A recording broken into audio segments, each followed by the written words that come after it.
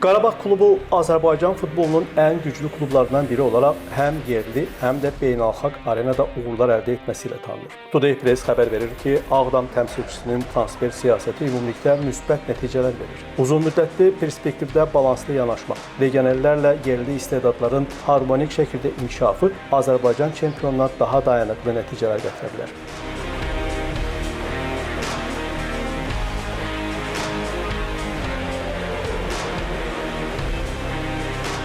Qarabağın transfer siyasətinin müsbət tərəfi ilk növbədə keyfiyyətli legionerlərə sahib çıxmasındadır. Köhnənatlar beynəlxalq təcrübəyə malik legionerləri cəlb edərək heyətini gücləndirir. Bu, klubun beynəlxalq yarışlarda rəqabət qabiliyyətini artırır və yerli çempionatda dominant mövqedə olmasına kömək edir. Klubun heyətində müxtəlif ölkələrdən futbolçuların olması taktiki artım və komanda üçün yeni oyun üslublarını öyrənmək imkanı yaradır. Bu durumda Qarabağ yerli futbolçulara da şans verməyə çalışır. Xüsusilə gənc istedadların inkişaf etdirilməsi yolunda addımlar atır. Bu, həm də Azərbaycan futbolunun inkişafına xidmət edir.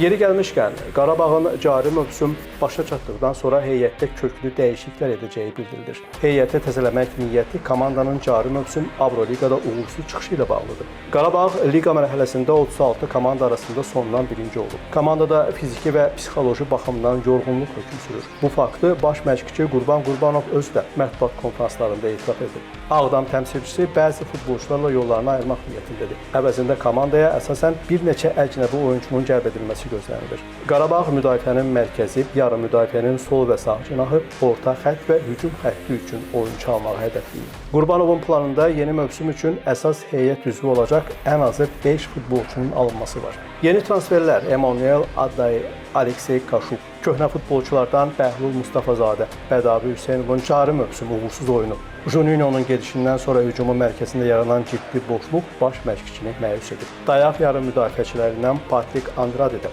əvvəlki formasından uzaq düşüb. Onlara əvəzləyici lazım olduğunu məşqçi heyəti qəbul edir. Kadinin qışda Qarabağa transferi uğurlu sayılır. Köhnənatlara qayıdan Braziliyalı Premyer Liqada meydana çıxdığı 8 maçda 5 qol vurub və 2 məhsuldar ötürmə edib. Kadinin əvvəlki formasına qayıtması məşqçi heyətini əlavə playmaker almaq yükündən azad edir.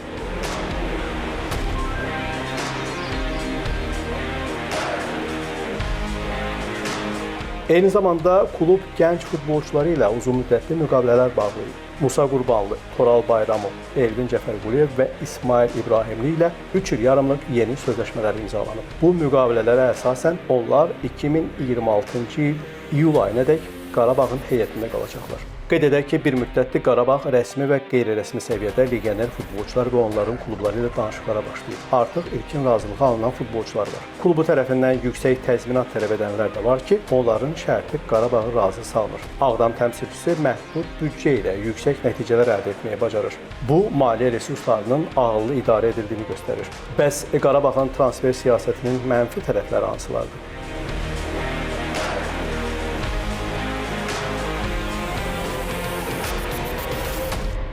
İlk növbədə yerli futbolçuların ikinci planda qalması. Legioner transferlərinə üstünlük verildikdə yerli futbolçuların əsas heyətdə oynamaq imkanları məhdudlaşır. Bu, yerli oyunçuların inkişafına mənfi təsir göstərə bilər. Xarici futbolçuların çoxluğu komandanın oyun üslubunda onlara həddindən artıq asıllıq yarada bilər. Bu, uzunmüddətli strategiya baxımından risklidir. Yerli gənclərə yetərincə şans verilmədikdə onlar digər klublara keçərək inkişaf edə bilərlər ki, bu da Qarabağ üçün itki deməkdir. Bir sözlə, Qarabağın transfer siyasəti ümumilikdə müsbət nəticələr verir və klubun həm daxili, həm də beynəlxalq arenada uğur əldə etməsinə kömək edir. Ancaq uzunmüddətli perspektivdə balanslı yanaşma, legionerlərlə yerli istedadların harmonik şəkildə inkişafı daha dayanıqlı nəticələr gətirə bilər. Namiq Abbasov, Today Press.